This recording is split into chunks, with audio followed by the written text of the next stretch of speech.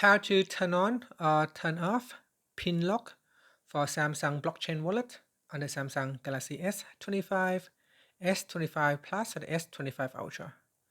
First, tap on the home button to return back to the home screen.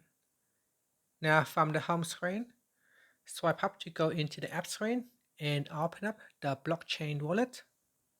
And here, go back to the wallet main homepage and then tap on the more button.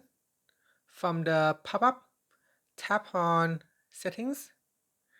Then in settings, we go down and tap on lock app.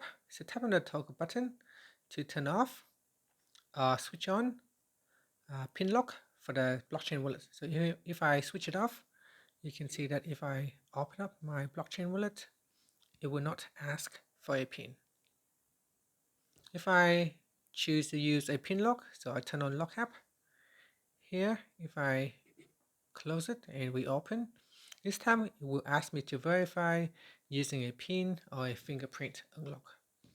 And that's it. Finally, tap on the home button to return back to the home screen. Now if you want to turn it off, go back into settings and then just simply switch it off or on. Thank you for watching this video.